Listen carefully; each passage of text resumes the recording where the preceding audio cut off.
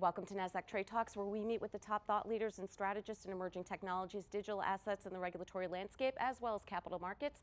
I'm your host, Jill Malandrino, and joining me on the desk at the Nasdaq Market site is Kara Murphy, Chief Investment Officer at Kestra Investment Management, Michael Normayle, U.S. Economist at Nasdaq, and Chris Dearborn and Max Cabasso on the Nasdaq Market Intelligence Desk. We're here to discuss why Dovish CPI data could be the catalyst for market breadth improvement. It is great to have everyone with us. Kara, welcome to Trade Talks. Welcome to Market Site. And that's your thesis here. We've had a concentrated market, and since we've had the CPI data, seems as if things are broadening out a bit here. I think what we've seen in the market over the last couple of days is a bit of a preview of more of what's to come. And we've had a year and a half of this incredibly concentrated market, and we've been talking about the potential broadening out with not a whole lot happening toward that end. But now, just as we finally get real sign that the Fed could start cutting rates in September, that's when we start to see suddenly investors are interested in other areas of the market outside your Mag 7. So, anything lower cap, anything more in the value spectrum. And I think we have continued momentum that won't be a straight line, because it never is, but I think this is going to be a theme for a time to come. Yeah, certainly, Michael, it's an anomaly what we've seen this year. It really isn't, the typical course of action that we would see in the marketplace. So from an economic perspective, are you aligned with what Kara's thesis is?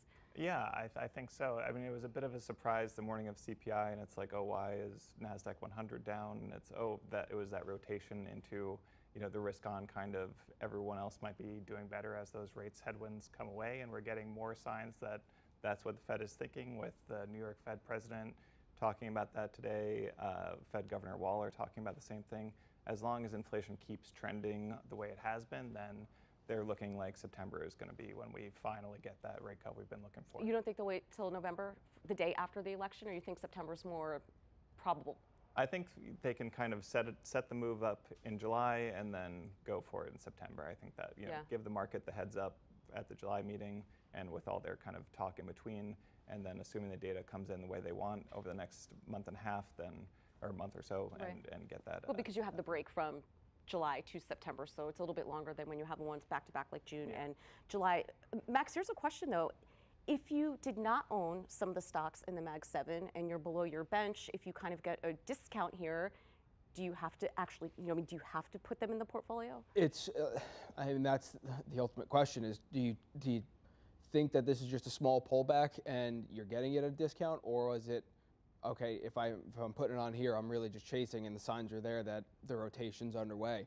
It might be one of those you kind of put a smaller position on and see if you get any sort of bounce. I mean, semis in particular today and yesterday getting hit pretty hard. Again, we started to see some earnings come out, but it's that question of, is it too late? Is it worth it to put it on at this point where it's starting to fade and we're actually finally getting that rotation? Previously, we'd seen those last couple sell-offs where we had a little bit of a pullback at some of those names. It was quickly bought, and the small caps weren't getting bought alongside of it. You didn't see that rally in the small caps, whereas now we're actually seeing that potential rotation into the small caps. We've talked about it plenty of time, tried that trade, playing for the outperformance of IWM or Russell versus S&P, and it just hasn't worked. And now we're finally starting to get that. So it feels like, my guess is that I think part of it is potentially market starting to price in a Trump victory in November, potentially better for the M&A environment if they're changed FTC. So again, they might start to see benefit of that. So you're starting to see the tides actually start to turn, that you might actually have some legs to the small cap rally, and it's not so much worse. I mean, look, the move in the Mag 7 has been astronomical. Yeah, but the divergence of the move that we saw in small caps just in the past week alone relative to it. But Chris, and we'll get to the election in a moment here. I know you cover consumer stocks extensively. We have Prime Day going on, the 16th and 17th. Adobe came out with their data this morning. I believe it was up 7.5% year over year. The consumer, well, the retail sales, as we talked on before camera, were a little bit stronger than was expected. They weren't great, but they're definitely better. But the revisions were very nice, kind of like the CPI numbers, right? It was a little bit cooler, but the revisions were a little bit more cooler. So everything's kind of moving in that direction of that softish landing, which is kind of giving that hope to the smaller cap names. A lot of the issuers during the last earnings call didn't really, if you listen to a lot of the issuers on the consumer side in the earnings calls, their projections for the rest of the year haven't really changed. A little bit of moving data is not going to change warnings that you're seeing, and regardless of whether they're in the dollar stores or they're in the sports industry or whatever it might be. A lot of them are still very cautious. You still have the have and have-nots, but the majority of the companies that have been doing very, very well, and some of the larger ones still aren't doing that well. So, even though, like Powell said on Monday, we're moving in the right direction towards 2%. I still need to see 2 or 3 more months of it, because 1 month of a blip, as you probably know, maybe get them to back off. We're talking 65 basis points now for this year, which could be kind of interesting, and how that plays out. So one cut's not going to make a difference, and we've talked about that before, but it is signaling the right idea for the markets. I think the rotation has been into the small cap name because everyone's been chasing performance in the S&P 500, the Nasdaq 100, and especially the Mag 7. Now you're starting to see the Russell. I mean, the Russell had a hell of a year in the last 5 days, right?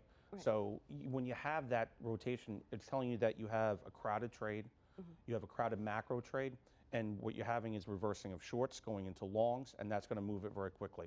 The RSI on the Russell 2000, we just looked at it before, is at a 76. That's significantly overbought, over a 70. On the consumer, though, I'm interested to see, we've talked about Prime Day and how it's been strong.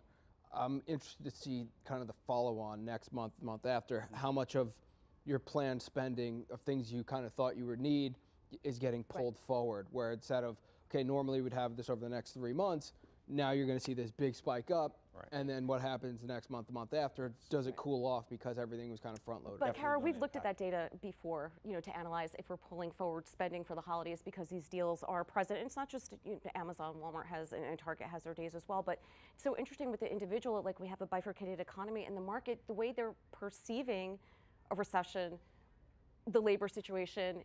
Meanwhile, their portfolios are up if they're invested in the market. It just seems like there's a dichotomy in terms of the thinking. And even when you see, 7.5% up just on one day of Amazon Prime, you know what else is up? Buy now, pay later, right?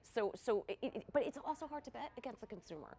So there's a lot of these. The American consumer has, been remarkably strong for decade after decade. But I think what you're starting to see in this higher interest rate environment are very different experiences, as you pointed out. So there's a certain segment of the consumer that's been very impacted by higher interest rates.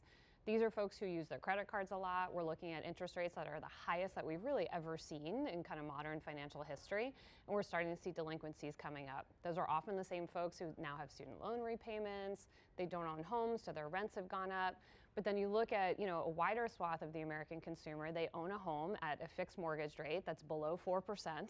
They feel pretty good in their job. They have good savings, and their 401k is up massively. Those folks feel really good. So if we are heading into an environment where rates start to come down and this part of the consumer then starts to feel relief, they're going to join the happy crowd. But then you balance that with also the consumer confidence numbers that we're seeing, where if you just looked at that number, you would think we're in recession, right? And I think that's the inflation piece. And I think that tells us that inflation still hurts. Even if the rate of change is slowing, price levels are still high and people are still digesting that. Right, and we talk about that all the time. I mean, twice a week when we do these segments where, let's just use round numbers here, if inflation is only 0% or 1% year over year, you're still thinking about what things looked like 4.5 years ago. Absolutely, There's so many things that go into the CPI print that are up 25 to 40% that even if you were to get 2 cuts this year, is that going to move the needle for someone who's maxed out on their credit cards? Is it going to change your insurance payments? Is it really going to move the needle to get the housing market moving again? So psychologically, it might, but I just don't see it being that much of a mover. And I think that's kind of what I'm struggling with when I think about how well the consumer can perform and how the market can digest this. And I think that will be a challenge. And this is the Fed's big challenge, right? Monetary policy is a very blunt tool. And it also goes to everybody. You can't say I'm going to lower interest rates for this segment of the population. So it takes a while to kind of filter through the economy. So I agree. Those folks, for instance, who have those high interest rate payments on their credit cards, they're going to still have those high interest rate payments 6 months from now. But what you hope is that the labor market can slow but stay steady enough so those people stay employed and eventually they work their way out of it. So it's not going to be an immediate relief, but the market's going to anticipate what it'll be 6-12 months out anyway. So we just have to wait. Do you think, Michael, that the Fed has been too patient for too long, or they're appropriately following the course that they've been very clear telegraphing? Yeah, I think they've done a good job of sticking to their guns, really riding out the periods when inflation was falling pretty quickly, and then riding out the periods when it was rising faster than they wanted. So, I would have said earlier this year, maybe they should have started cutting already. And you could argue that that's still the case because of how long it takes those rate cuts to feed through to the economy, and really how much does 25 basis points in cuts really do for the economy. But they've followed through with the path they've laid out, so I think that's pretty good that they're not really causing any surprises for the market, but they could have certainly moved. I think there's justification to have moved earlier just with those long and variable lags. What do you think, if I can ask, what would throw a monkey into the wrench here if what data points would actually move it where the Fed may back off and instead of looking at a September date, we've got a little bit more data in between, right? What would change that? What would make them think? Well, of course, if we see inflation turning around, which I think the good news is, even though we had PPI coming a little bit higher than expected last week, it looks like it was a bit of noise in margins. And if you look at the components of CPI and PPI that feed into PCE, it looks like we're going to have a pretty mild PCE print this month too. So that's a good sign, even though we haven't gotten that data yet.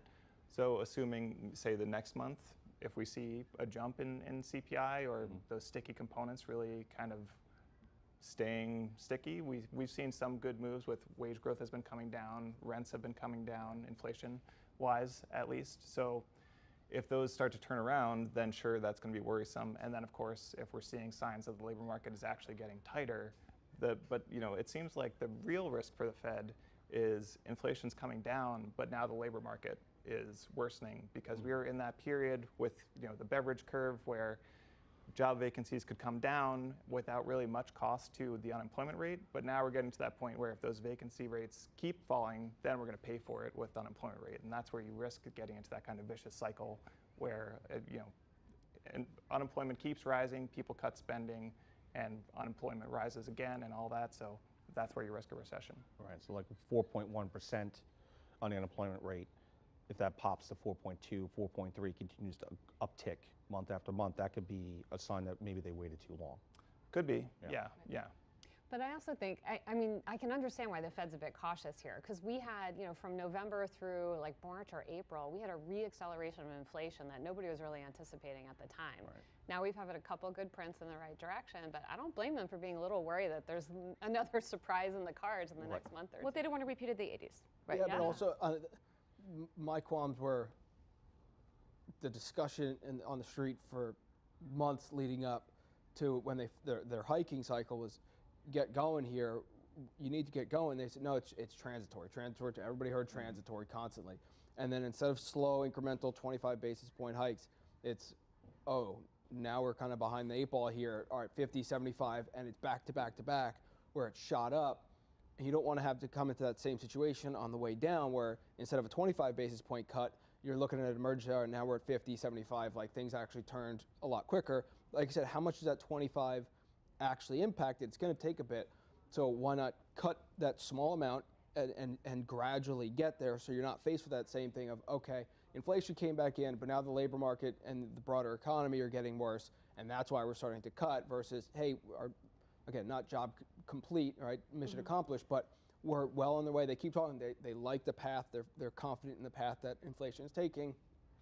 Get ahead of it versus waiting for it to come in. If they're accurate, you don't want it to see the 50 because that's what we talk about. What's the impetus for that first cut? Is it because they've mission accomplished, or is it the labor market and the broader economy turning?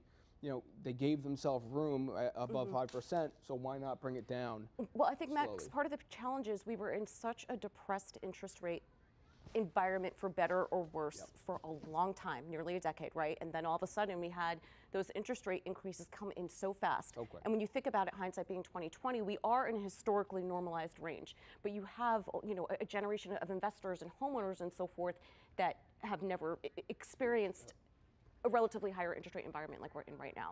So we've got about 5 minutes to go. I want to get your thoughts on the, things are really ramping up with the election now as candidates are going to be formally announced and so forth, and the conventions are going on and so forth. We know from a historical perspective the impact of an election year isn't that bad for the market. How do you think the volatility is starting to pick up and getting priced in here? I think we will see some more volatility. And so, as you said, we looked at what the S&P typically does in an election year versus on average in non-election years. The returns are remarkably similar, but the path that the market takes is different. And typically what we see is a kick up in volatility in August, and then the market will take off actually before election.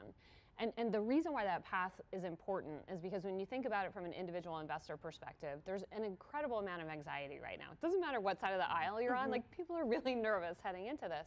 And I hear a lot of people tell me, well, I just want to sit this one out. I'm worried about what's going to happen. If you do that, and then especially if you start reacting to a volatile market, you're going to come out at just the wrong time. Because that market is not going to wait for the election results to come in. Chances are, because it typically doesn't.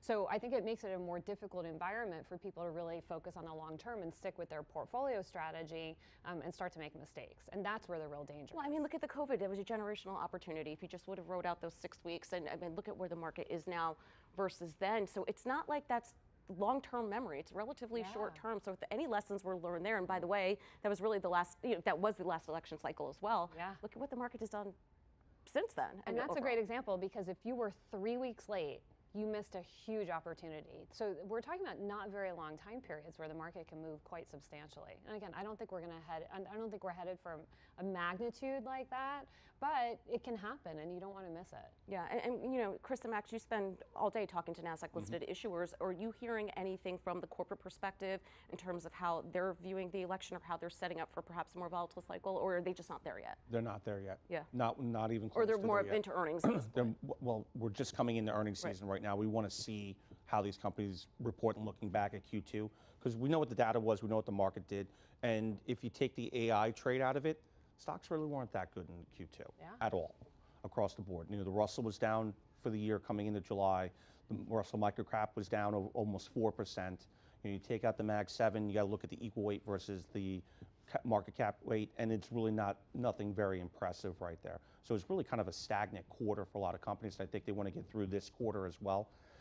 Was it a bad return, though? I mean, let's say, for example, it was 8%, right? I mean, at the end of the day, that's not bad annualized. But it's a concentrated 8%, right? If you're in the S&P 500, you're concentrated in a handful of companies.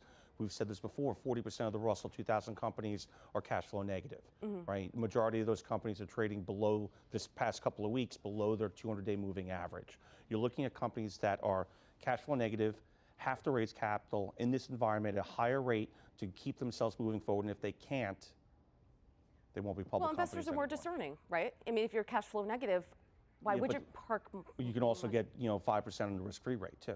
So why would I want to take that risk when I can guarantee my money until I know better? I think this will play out a little bit sooner than later, but I think we're still about 2 to 3 months ahead of where this is going to go. The Russell could have a phenomenal year this year.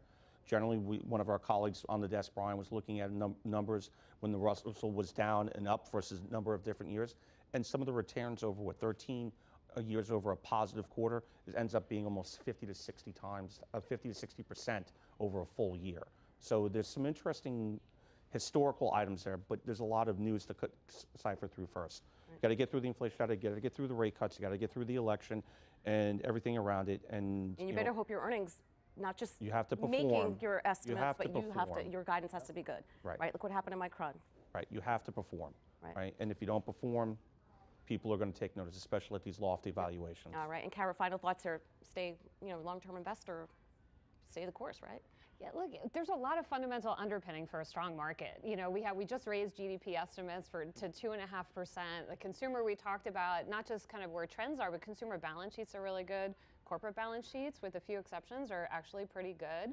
So when we think about the type of market environment we wanted, the type of economic underpinning we want for a market, we have it, and now throw on top shorter and lower interest rates, there's a lot of reasons why stocks could continue to go up. All right, we'll leave it on a positive note. Thank you for everyone's insight, and thanks for joining us from MarketSite. I'm Jill Malandrino, Global Markets Reporter at Nasdaq.